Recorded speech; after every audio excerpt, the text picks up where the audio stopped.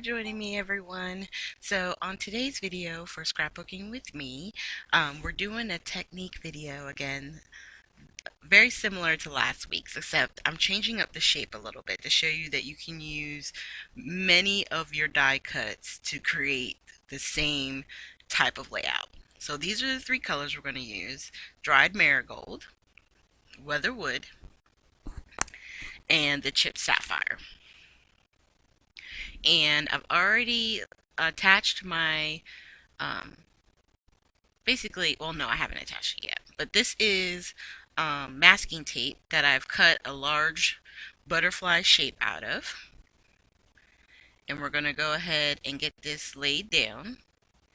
And I am going to say, like, the trick is when you do your coloring and you lay down the glitter paste, to make sure you don't let the glitter paste dry, because if it dries, it'll be really hard to pull away the masking tape. And having said that, even taking it off, it's wet, so you are going to get dirty. You're going to have a little bit of glitter paste on your hands, so just be forewarned, okay? So I'm taking my marigold and I'm spudging it on. I always try to start off the masking tape, or wherever it is that I'm blending, so that way I don't get any harsh lines. And what I really love about the oxide inks is that they are so easy to blend. If you've always had problems, see how you have that dark smudge right there, you'd be like, oh my god, how am I going to clear this out? No problem at all. Just watch, because we're just going to keep layering on the withered weathered wood, and just keep blending and blending until it eventually it does smooth out.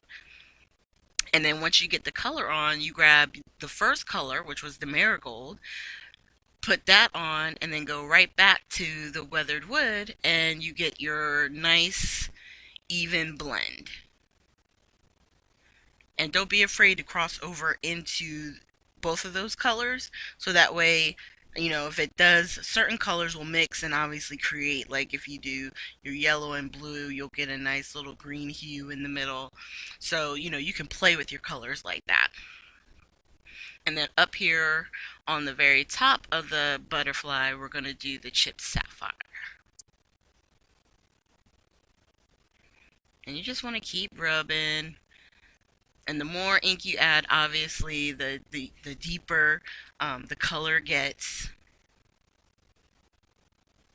And you can do so many color combinations, I think that if you wanted to make this all pinks, you could get, what is that, worn lipstick.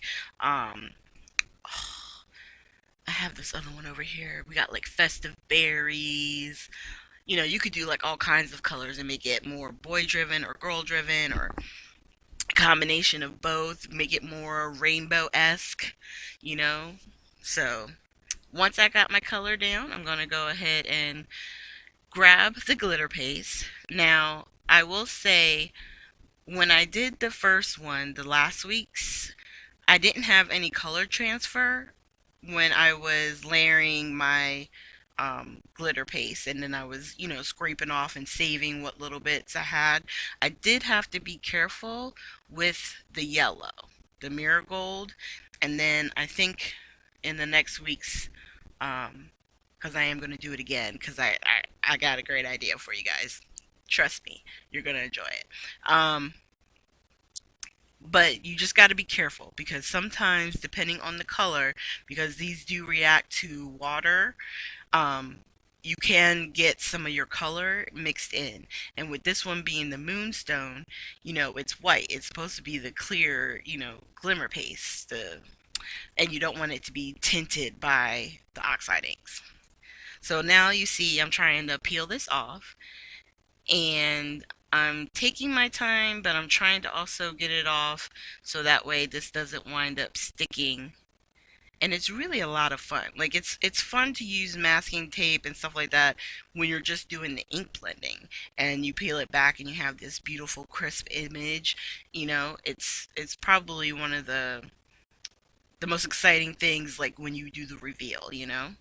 And so here we have this beautiful butterfly with all that glimmer. Ooh, I love it. Now, the die that I used to cut out um, the masking tape with, it actually has a centerpiece for the butterfly's body. So what I did was I cut out three of them in black cardstock, and I glued all three together to give it a little bit of dimension. And now we're gonna put the card, basically start building it up. And I did make it a square card. So my favorite size for square cards is 5.5 by 5.5. That way there's plenty of room in a 6 by 6 envelope. And at first I was freaking out because I thought I just put glue all over the top of my black cardstock there, but then I realized it's going to be okay because our image is going to go over top of it and you're not going to see a whole lot. So we're going to go ahead and get that attached. Now I will say you'll find because of all the wet that's on the paper, it may feel like it's buckling.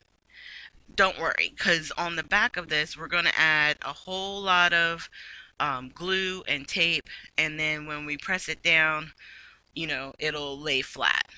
So here's the finished product with the centerpiece attached and the sentiment of best wishes. And this is just really fun texture. It really is. And then we're going to have our close-ups right here. So thank you guys so much for joining me today. I'm telling you, if you have masking tape at home and a whole bunch of dies, you can have so much fun with this. And even if you don't use any of the oxides, if you have other colored glimmer paste, they have it in red, green. I mean, there's just so many colors out there, but you can have so much fun with this. And who doesn't love blending with the distress inks? And like I said, you can use the regular distress inks or the oxides. So all the links will be down below for scrapbooking with me, for the website and Facebook pages. Thank you guys so much, and I hope you have a great day.